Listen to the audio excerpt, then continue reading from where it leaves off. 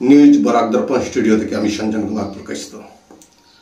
অসম চুক্তির ৬ নম্বর দফা রূপায়ণের বাস্তব চিত্র 2025-26 এর বাজেটে ডক্টর হিমন্ত বিশ্ব সরকার পরিষ্কারভাবে তুলে ধরেছেন।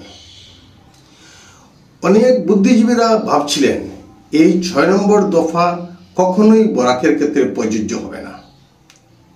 জাস্টিস বিপ্লব শর্মা রিপোর্টের তথ্য মতে আসাম সরকার বদ্ধপরিকর নির্দিষ্ট সময়সীমার ভিতরেই ভূমিপুত্রদের সামাজিক, রাজনৈতিক, খ্রিস্টীয় সংস্কৃতির সুরক্ষার পূর্ণ গ্যারান্টি দিতে হবে।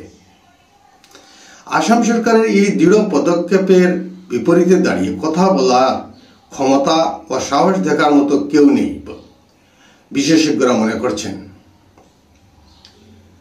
অসমীয়াদের আত্মবলিদান এবং রক্তক্ষয়ী দীর্ঘ বছরের সংঘর্ষের ফসলই হলো এই ৬ নম্বর দফা।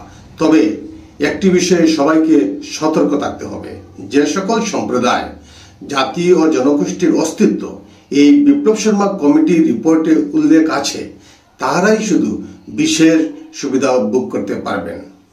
আমরা সবাই জানি একমাত্র তপশিলি উপজাতি ছাড়া বাকি সম্প্রদায়গুলিতে একই টাইটেল বিভিন্ন বাঙালি সম্প্রদায়ের মধ্যে প্রযোজ্য আছে।